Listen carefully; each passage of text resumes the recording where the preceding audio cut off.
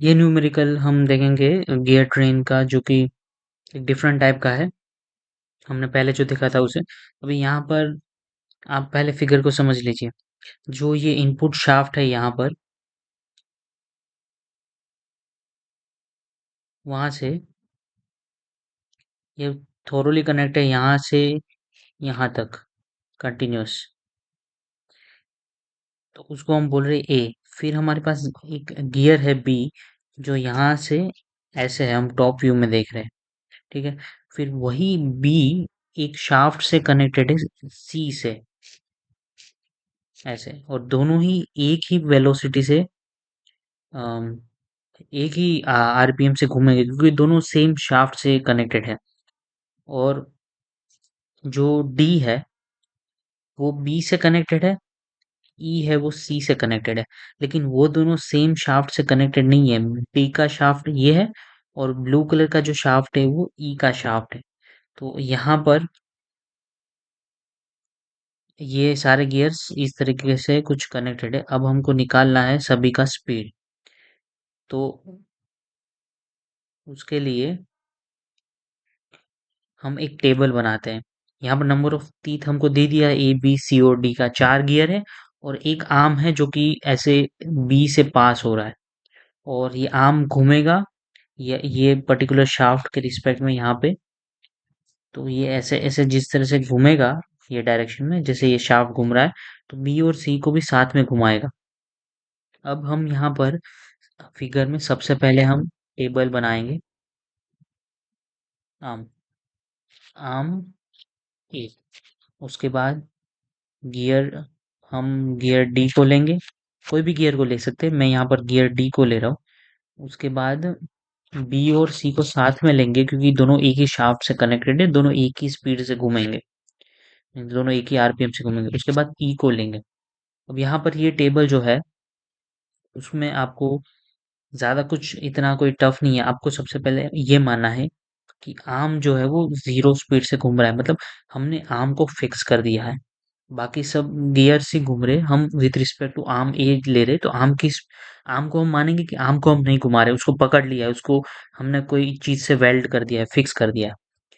अब हम डी को एक एक्स रिवॉल्यूशन देंगे, प्लस एक्स डायरेक्शन में, कोई भी हो सकता है, 1 आरपीएम से घुमाएंगे, 2 आरपीएम, रैंडम एक्स। और प्लस इसलिए क्योंकि हम पर्टिकुलर जो डायरेक्शन मान रहे हैं डी का, उसको पॉजिटिव मान रहे हैं, चाहे वो एंटी क्लॉकवाइज हो या क्लॉकवाइज हो, उसको हम पॉजिटिव मान रहे हैं। अब जो बी गियर कनेक्टेड है वो ऑब्वियसली डी से ऑपोजिट डायरेक्शन में घूमेगा, नेगेटिव, क्योंकि दोनों ही कनेक्टेड है। आपको पता है कि दो गियर अगर एंगेज है तो दोनों का स्पीड ऑपोजिट डायरेक्शन में होगा। अब जो बी का स्पीड रहेगा वो हम ये फॉर्मूला से निकाल सकते हैं, n2/n1 is equal to t1/t2। तो यहाँ पर ये स्पीड जो n1 है उसको मैं यहाँ पर भी लिख सकता हूँ मल्टीप्लिकेशन करके, और यहाँ से मिटा के। तो अब जो नया स्पीड हमको फाइंड करना है, उसमें पहले तो हमको n2 का स्पीड लेना है, मतलब x आ जाएगा, जो कि d का स्पीड है। यहाँ पर हम nb फाइंड कर रहे हैं, nd multiply by tb and td, td और tb। तो यहाँ पर अब देखिए, सबसे पहले nd आ जाएगा, तो x आ गया, नेगेटिव इसलिए क्योंकि उसका ऑपोजिट डायरेक्शन रहेगा स्पीड का। अब हमको लिखना है number of teeth of D. तो डी के जो भी टीथ है वो मैं लिख दूंगा 24 × 24 डिवाइड बाई बी के टीथ है 27, और बी और सी का ये दोनों सेम स्पीड रहेगा। अब हम आएंगे ई पे। तो ई पे तो सबसे पहले हम ई का स्पीड लिखने जाएंगे, तो सबसे पहले हमको सी का स्पीड लिखना पड़ेगा, क्योंकि सी और ई कनेक्टेड है। हम यहाँ पर अब बी को भूल जाएंगे, सी को लेंगे, सी और ई का रिलेशन।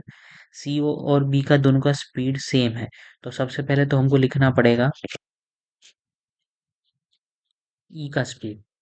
अब मल्टीप्लाई हम करेंगे नंबर ऑफ टीथ ऑफ, यहाँ पर हमने डी के साथ डी का किया था, तो यहाँ पर हमको सी के साथ पहले सी का नंबर ऑफ टीथ लिखना पड़ेगा।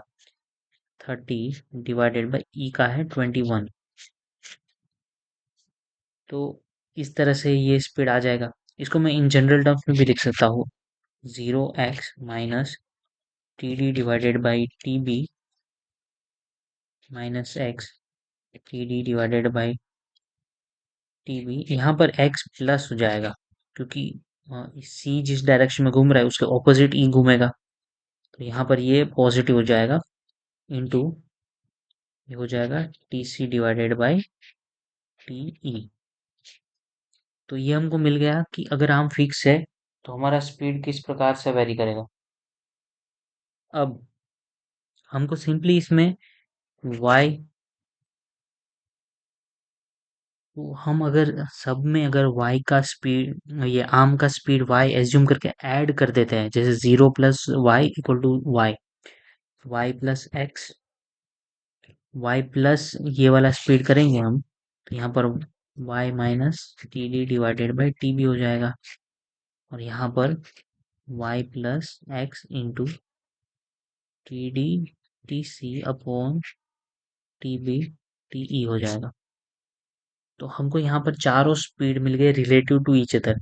अब यहाँ पर अगर क्वेश्चन में ये बोला है कि आर्म की स्पीड है कुछ पर्टिकुलर 10, तो y की वैल्यू हो जाएगी 10, और उसमें दिया रहेगा कि y की स्पीड 10 है क्लॉकवाइज, और इसको अगर हम पॉजिटिव वैल्यू मान रहे हैं तो काउंटर क्लॉकवाइज में जो भी स्पीड नेगेटिव मिलेगा हमको, और और एक कंडीशन हमको दी रहनी चाहिए, जैसे बी और सी की स्पीड हमको मान लीजिए दे दी है कुछ, बी और सी की स्पीड हमको 20 दे दी है, ठीक है, तो ये 20 इक्वल टू ये वैल्यू हो जाएगा, क्योंकि यही तो स्पीड है बी और सी की। अब ये 20 हो गया, तो यहाँ से हम x की वैल्यू फाइंड कर लेंगे, और एक बार हमको x और y मिल गया तो हम ये स्पीड भी फाइंड कर सकते हैं, y प्लस एक्स भी फाइंड कर सकते हैं, मतलब सारी की सारी स्पीड हम फाइंड कर सकते हैं। तो बस यहाँ पर हमको ये जो रिलेशन है ना, y प्लस एक्स, फिर ये रिलेशन और ये रिलेशन, ये हमको फाइंड करना आना चाहिए कि हम कैसे फाइंड करते हैं। तो इसमें क्या स्टेप्स हमने देखे, सबसे पहले तो हम आर्म की स्पीड 0 मान ली, उसके बाद सिंपली हमने जो डी का स्पीड था उसमें एक्स पर्टिकुलर रिवोल्यूशन दे दिया एक डायरेक्शन में, ठीक है, उसके हमको पता है कि ऑपोजिट डायरेक्शन में बी और सी घूमेंगे, तो माइनस ले लिया, और उसके बाद ये वाला फॉर्मूला हमने लगा लिया। तो इसमें पहले तो हमने एक्स ले लिया multiply by T, teeth of D into teeth of B, वो कर दिया। उसके बाद हम ई की स्पीड फाइंड करने गए और हमने देखा कि सी जो है वो एंगेज है बी से, सॉरी ई से, तो सी का हमने लिया और ई का हमने लिया। पहले तो हमने प्लस रख दिया, क्यों, क्योंकि यहाँ पर माइनस है तो यहाँ पर प्लस आएगा, क्योंकि सी के ऑपोजिट में ई घूमेगा।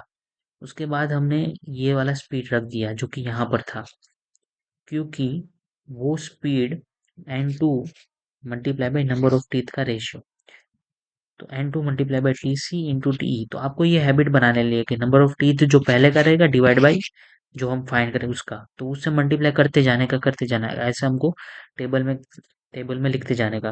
जैसे फटाफट अगर हम करना चाहे तो पहले आर्म का 0, फिर डी का एक्स, फिर ऑपोजिट डायरेक्शन में यहाँ पर T D by T B, और यहाँ पर प्लस लेके X T D by T B कर देने का, और मल्टीप्लाई बाई यहाँ पर जो गियर था उसका टीथ, और यहाँ पर जो है उसका टीथ, तो ऐसा करके हमको लेते जाने का। उसके बाद हमको अगर ये वैल्यू दे दिया है क्वेश्चन में कि B is rotating with 20 RPM, तो क्लॉकवाइज, तो 20 क्लॉकवाइज अगर पॉजिटिव मान रहे हैं तो इसको हमको 20 मान लेने का, T D divided by T V, तो यहाँ से हमको एक्स फाइंड कर लेने का, और क्लॉकवाइज पॉजिटिव हो जाएगा। एक्स फाइंड हो गया तो डी का डायरेक्टली हमको वैल्यू मिल गया। अगर एक्स पॉजिटिव आता है तो जो डायरेक्शन में माना है वही डायरेक्शन का डी का रोटेशन है। अगर क्लॉकवाइज पॉजिटिव माना है इसको, तो ये भी क्लॉकवाइज मिल जाएगा अगर पॉजिटिव आया तो। अगर एक्स का वैल्यू नेगेटिव मिलता है हमको, तो डी का डायरेक्शन ऑपोजिट होगा। उसके बाद ये वैल्यू भी फाइंड कर सकते हैं डायरेक्टली एक्स से। तो यहाँ पर हमने y को एज्यूम किया है 0 है। अगर y 0 नहीं है तो सब में y ऐड कर दीजिए, यहाँ पर y प्लस 0, यहाँ पर y प्लस एक्स, यहाँ पर y ऐड कर दीजिए, यहाँ पर y ऐड कर दीजिए।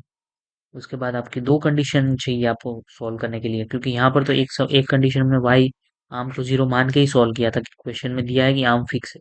अगर आर्म फिक्स नहीं है तो आप सब में y ऐड कर दीजिए। ऐसा ही कुछ और एक एग्जांपल हम सॉल्व करते हैं, जिसमें हमारे पास यहाँ पर 3 गियर है और एक आर्म है। तो ये ब्लैक कलर का जो रोड है वो आर्म है। फिर हमारे पास ये सन गियर है, ये पिनियन गियर है और ये एनुलस गियर है। तो एनुलस गियर में है ना इंटरनल गियर्स होते हैं, इंटरनल टीथ होता है ऐसे, और उस टीथ पे ये जो पिनियन का जो रहता है वो घूमता है। ठीक है। अब हमारे पास यहाँ पर ये जो व्हील है, व्हील मतलब ये सन गियर, ठीक है, उसके टीथ दिए हुए हैं। ये जो एन्युलस है उसका भी दिया हुआ है, एन्युलस को हम ए बोल रहे हैं। तो एन्युलस और उसका दिया है हमको, पिनियन के नंबर ऑफ टीथ नहीं दिए हुए। ठीक है। तो यहाँ पर क्या करना होता है, यहाँ पर हमको जो रेडियस का रिलेशन है ना, आप देखिए जो पिनियन का 2 टाइम्स रेडियस होगा यहाँ से लेके यहाँ तक, 2 into radius of pinion plus radius of sun या फिर रेडियस ऑफ व्हील बोलिए, equal to radius of this particular annulus, radius of annulus ये बनता है। अब यहाँ से आप मॉड्यूलस का फॉर्मूला लिख सकते हैं। यहाँ पर देखिए ये मॉड्यूलस इंटू, आपसे पहले मैं मॉड्यूलस का जो फॉर्मूला रहता है वो रहता है D divided by number of teeth या फिर 2 टाइम्स रेडियस इंटू टीथ। अभी modulus into teeth divide by 2 equal to radius हो जाता है। ठीक है। तो यहाँ पर आप देखिए ये जो आर ए है उसको मैं मॉड्यूलस डिवाइड बाय 2 एनुलस का लिख सकता हूँ। और मॉड्यूल सबका जो मॉड्यूल बोलते हैं हम, मॉड्यूलस नहीं, मॉड्यूल सबका सेम रहता है, जो भी मैटिंग गियर्स रहते हैं उन सबका सेम रहता है। अब यहाँ पर ये 2 into modulus number of teeth of pinion divide by 2 plus modulus number of sun gear के टीथ डिवाइडेड बाय 2। सन मतलब कि व्हील, यहाँ पर डब्ल्यू लिखते हैं। तो यहाँ पर ये रिलेशन में मॉड्यूल तो कैंसिल हो जाएगा, और ये टू भी कैंसिल हो जाएगा, T P plus T W divide by 2। यहाँ पर ये इक्वल टू इंटू ये डिवाइडेड बाय 2। तो यहाँ से हमको ये टीथ पता है, ये टीथ पता है, यहाँ पे दिया हुआ है दोनों को। तो ये दोनों वैल्यू से हम टीपी निकाल सकते हैं यहाँ से। तो टीपी का वैल्यू आ जाता है, अगर हम डब्ल्यू को 40 पुट करते हैं और 84 पुट करते हैं टीए को, तो ये आ जाता है 22। अब फिर से यहाँ पर आपको टेबल बनानी है। सबसे पहले आप क्या लिखोगे, आर्म, क्योंकि आप आर्म को फिक्स करके देखोगे, फिर व्हील आ जाएगा, सन गियर में मान रहा हूँ, आप कुछ भी मान सकते हो। फिर आ जाएगा पिनियन, और लास्ट में एनुलस। तो पिनियन पी से है, व्हील को डब्ल्यू से डिफाइन करते हैं, एनुलस को 8 से डिफाइन करते हैं। यहाँ पर मैं प्रीफर करता हूँ कि मैं सबके है ना यहीं पर नंबर ऑफ टीथ लिख लूँ, ताकि डायरेक्टली हमको आसानी रहे। अभी हमको वैल्यूज ऐसे बार बार जाके ढूंढना ना पड़े, इसलिए मैं ऐसा करता हूँ। अभी जैसे देखिए, आर्म को पहले हम फिक्स कर देंगे, उसके बाद व्हील को हम कुछ एक्स रोटेशन देंगे पॉजिटिव। ठीक है। यहाँ पर हमको एक कंडीशन और दिया हुआ है, आर्म जो है वो रोटेट करे 100 आरपीएम क्लॉकवाइज डायरेक्शन में। लेकिन पहले हम सभी के बीच में रिलेशनशिप्स फाइंड करने के लिए आर्म को 0 स्पीड से मान रहे हैं। अब क्या होता है, अब ये प्लस एक्स आ गया। अब आप देखिए व्हील और पिनियन जो है वो ऑपोजिट डायरेक्शन में घूमेंगे, क्योंकि व्हील ये डायरेक्शन में घूमेगा तो पिनियन ये डायरेक्शन में घूमेगा। अब माइनस एक्स हो जाएगा, लेकिन नंबर ऑफ टीथ की वजह से ये रेशियो आ जाएगा 40 डिवाइड बाई 22। वैसे ही एन्युलस और पिनियन का रिलेशनशिप आप देखिए, एन्युलस जिस डायरेक्शन में घूमेगा उसी डायरेक्शन में ये, अगर एन्युलस ये डायरेक्शन में घूम रहा है, पिनियन भी यही डायरेक्शन में घूमेगा, क्योंकि वो इंटरनल गियरिंग सिस्टम है। तो अगर इंटरनली कोई गियर कनेक्टेड है एन्युलस से, तो उन दोनों का डायरेक्शन सेम रहेगा। तो ये तो उसका मैग्नीट्यूड आ गया, और मल्टीप्लाई में हमको गियर रेशियो भी करना पड़ेगा। तो इस प्रकार से यहाँ से तो 22 कैंसिल हो जाएगा। तो सिमिलर जो हमने प्रोसेस किया था वही हमको करना है। व्हील का पॉजिटिव एक्स मानना है, फिर x into number of teeth of wheel divide by 22 number of teeth of pinion. फिर यही सेम वैल्यू लेके हमको नंबर ऑफ टीथ का रेशियो मल्टीप्लाई कर देना है, 22 डिवाइडेड बाय 84। अब हमको आर्म को फिक्स नहीं रखना है, अब हमको वाई वैल्यू ऐड कर देना है सब में, क्योंकि आर्म का वाई वैल्यू हम मान रहे हैं, कुछ रोटेशन घूम रहा है, तो सब में हमको वाई वैल्यू ऐड कर देना है। हाँ, अब हमको कंडीशन दिया है कि जो आर्म है ना वो रोटेट कर रहा है 100 आरपीएम से क्लॉकवाइज डायरेक्शन में। तो हम यहाँ पर क्लॉकवाइज डायरेक्शन को मानते हैं नेगेटिव। ठीक है। तो y जो है वो नेगेटिव 100 आरपीएम हो जाएगा, क्योंकि आर्म का जो है वैल्यू वो है y। वो हमको क्वेश्चन में दिया है कि 100 आरपीएम से घूम रहा है और हम क्लॉकवाइज को नेगेटिव मान रहे हैं। इसको हम नेगेटिव मान रहे हैं। अब हम फाइंड करेंगे दूसरे स्पीड्स। और यहाँ पर और एक कंडीशन दिया हुआ है, क्योंकि हमारे पास दो इक्वेशन तो मिनिमम चाहिए ये सब सॉल्व करने के लिए। तो हमको यहाँ पर ये कंडीशन दिया हुआ है कि जो व्हील है उसका आरपीएम 0 है, मतलब जो व्हील यहाँ पर है sun gear and wheel equal to 0। तो यहाँ पर एन व्हील जो है वो y plus x,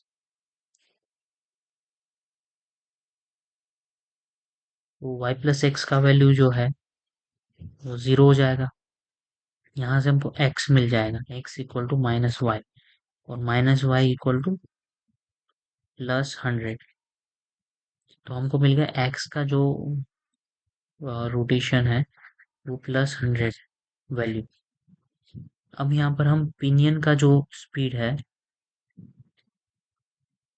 N pinion, वो हमको पता है y माइनस एक्स इंटू 40/22, तो वो निकाल सकते हैं। y का वैल्यू है -100, x का वैल्यू है +100, 40/22। यहाँ से जो भी वैल्यू आएगा, अगर पॉजिटिव आएगा तो वो काउंटर क्लॉकवाइज है, नेगेटिव आएगा तो वो नेगेटिव आएगा तो वो क्लॉकवाइज है।